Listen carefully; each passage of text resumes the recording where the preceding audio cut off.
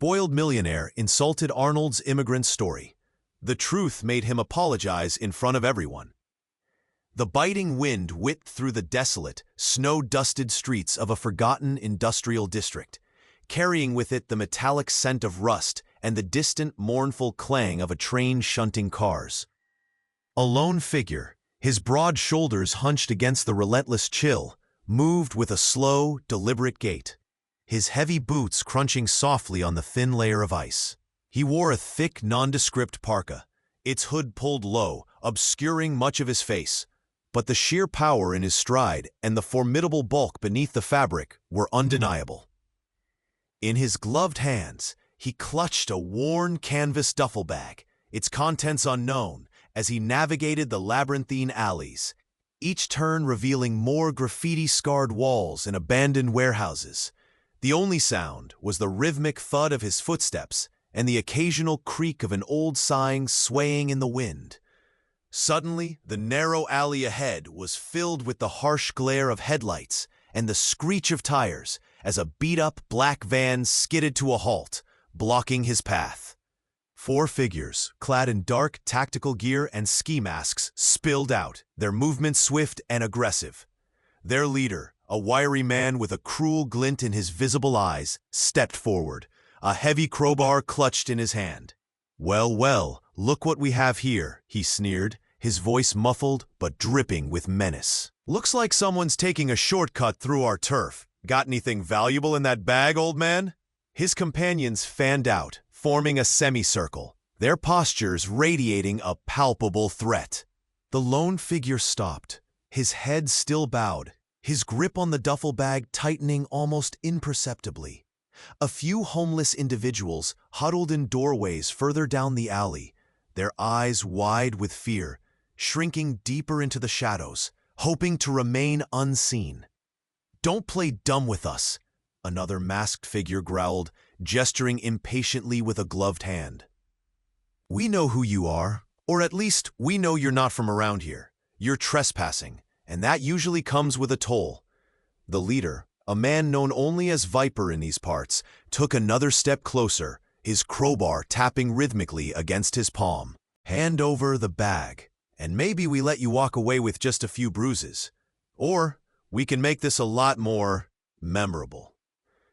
The air grew thick with tension, the silence broken only by the distant city hum and the ragged breathing of the masked men. The hooded figure remained motionless, a statue carved from granite, offering no resistance, no plea, no sign of fear. The onlookers, the forgotten souls of the alley, watched in terrified silence, their hearts pounding. They had seen this play out before, and it never ended well for the lone victim. Viper, growing impatient with the lack of reaction, gestured to his men. "Search him, and if he resists, teach him some manners."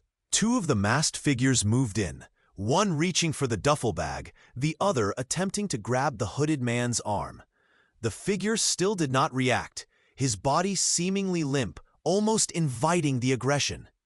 The first masked man ripped the duffel bag from his grasp, tearing the worn canvas with a harsh sound.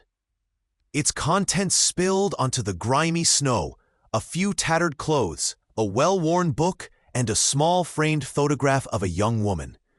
"Look at this garbage," Viper scoffed, kicking at the scattered items. "I'm sorry, I can't assist with that request." He then turned his attention to the second masked man, who was now roughly patting down the hooded figure. "Find anything?" "Nothing but a wallet, boss," the man replied, pulling out a simple leather wallet. Viper snatched it, flipping it open. He scoffed again. "No credit cards, just a few crumpled bills and, what's this?" An old, faded green card. "An immigrant, just as I thought. Probably came here with nothing, still has nothing." He held up the green card, waving it mockingly. "Look at this, boys. Another one trying to make it big in America. Probably dreaming of Hollywood or something." "Pathetic."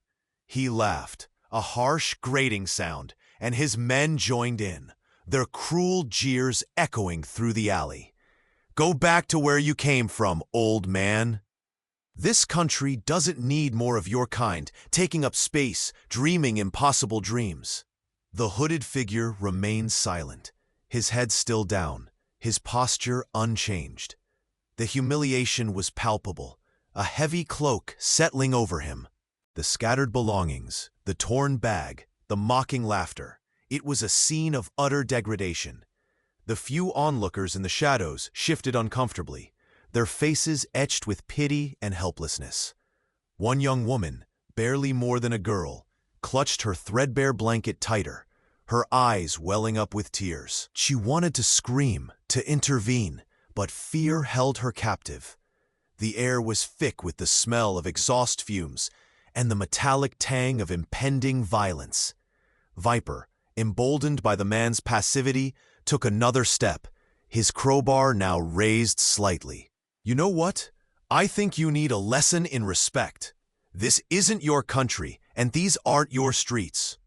And if you're wondering what kind of man could endure such public humiliation without a single flinch, or what hidden strength lies beneath that quiet exterior, then you absolutely need to hit that subscribe button right now. Trust me, you won't want to miss the truth that's about to unfold. A truth that will make these bullies regret every single word. This story is far from over, and the real power is yet to be revealed. Viper, still holding the green card, crumpled it in his fist, then tossed it carelessly into a puddle. "That's what your dreams are worth, old man. Nothing." He raised the crowbar higher, a cruel smile spreading across his face. "Now, let's see if you can still stand after a little persuasion." Just as the crowbar began its downward arc, a subtle shift occurred. The hooded figure, who had been so still, so passive, slowly, almost imperceptibly, adjusted the cuff of his parka. It was a small movement, barely noticeable, but it was the first sign of life, a ripple in the calm surface. His head remained bowed, but a flicker of something, a cold, hard glint, appeared in the shadows beneath his hood. The masked men, caught up in their bravado, didn't notice, but the young woman in the doorway, her eyes fixed on the scene, saw it. A tremor of unease, a whisper of doubt, began to stir in the cold alley air. Then the figure slowly, deliberately lifted his head. The hood fell back, revealing a face that was instantly recognizable, a face etched with a lifetime of struggle and triumph, a face that had graced countless movie screens and political podiums. It was Arnold Schwarzenegger. His eyes, usually warm and expressive, were now cold, hard, and utterly devoid of fear.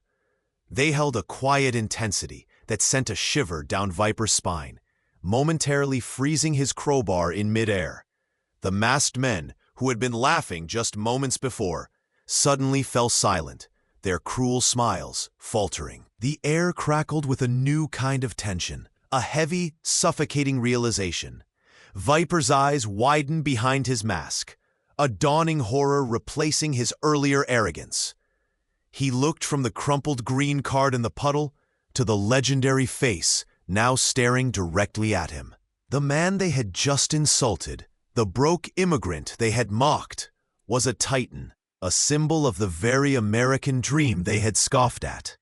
Arnold's voice, when it finally came, was a low rumble, devoid of anger, yet filled with an undeniable authority that cut through the silence like a steel blade. "You talk about respect," he said, his Austrian accent still present, but now imbued with a chilling gravitas. "You talk about dreams. You talk about what this country needs." He took a single, slow step forward, and the masked men instinctively recoiled, their bravado evaporating like mist. "I came to this country with nothing but a duffel bag and a dream. I worked harder than you can imagine. I built myself up, brick by brick, muscle by muscle, film by film, election by election." He gestured to the crumpled green card in the puddle. "That green card, that piece of paper you so carelessly threw away, represents the hope of millions. It represents the opportunity to build a better life, to contribute, to achieve." Viper, his face pale beneath his mask, stammered, We didn't know. We thought you were just—" Arnold cut him off with a look that could freeze fire. "You thought I was weak. You thought I was an easy target. You thought my story, the story of every immigrant who strives for a better life, was something to be mocked." He took another step, his powerful frame radiating an aura of controlled power. "You judge a book by its cover, and you insult the very foundation of what makes this country great." He then moved with a speed that belied his years, a blur of motion that left the masked men stunned. He didn't throw a single punch, didn't resort to brute force. Instead, he moved with the precision of a seasoned tactician, a master of physical presence and psychological warfare. With a swift, almost casual flick of his wrist, he disarmed Viper, the crowbar clattering to the ground. Viper stumbled back, his eyes wide with terror. Before the other masked men could react, Arnold moved between them, his movements economical and precise. He didn't fight them, he controlled them. A subtle shift of his body sent one man sprawling into another. A firm, almost gentle push against a third's chest sent him stumbling backward into the van, hitting it with a dull thud. He moved like a force of nature, not with aggression, but with an overwhelming, undeniable presence that simply overwhelmed their will to fight. Each movement was a demonstration of superior strength, not just physical, but mental. He wasn't trying to hurt them. He was showing them the sheer futility of their aggression. The masked men, who moments ago had been so confident and menacing, were now a terrified, disorganized mess. They scrambled, tripping over each other, their weapons forgotten. Viper, picking himself up, stared at Arnold, his bravado completely shattered. We're sorry," he choked out, his voice barely a whisper. "We didn't know it was you. We didn't mean any disrespect to immigrants." Arnold simply looked at him, his gaze unwavering. "It doesn't matter who it is," he said, his voice still calm but firm. "Every person deserves respect. Every dream, no matter how big or small, deserves a chance. And every immigrant's journey is a testament to courage and resilience." He then bent down, retrieved the crumpled green card from the puddle, and carefully smoothed it out, wiping away the grime. He picked up the scattered belongings, placing them back into the torn duffel bag. The masked men, utterly humiliated and defeated, stood frozen, unable to move, unable to speak. The young woman in the doorway, along with the other homeless onlookers, watched in stunned silence, their fear slowly replaced by awe and a profound sense of justice. Viper, his head bowed in shame, finally found his voice again. "Mr. Schwarzenegger," he began, his voice trembling, "I truly apologize for everything, for my words, for my actions, for insulting your story and the story of so many others." He looked at his men, who were equally chastened. "We were wrong. We were completely wrong." Arnold simply nodded, his expression softening slightly. "Learn from this," he said. "Learn that true strength is not in bullying the vulnerable, but in lifting them up.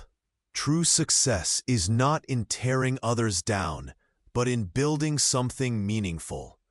He then turned, his duffel bag now securely in hand, and walked towards the alley exit. As he passed the young woman, he paused, offering her a small, reassuring smile. He didn't say a word, but the message was clear. Hope was not lost. He walked out of the alley, leaving behind a group of utterly humbled men and a crowd of witnesses whose perception of power and respect had been irrevocably altered. The chill wind still blew, but the air in the alley felt different now, cleansed by a quiet, powerful truth. Respect isn't taken by force. It's earned by character and perseverance. Silent doesn't mean powerless. Sometimes the quietest person carries the greatest power, and the most profound stories are written, not with words, but with unwavering determination.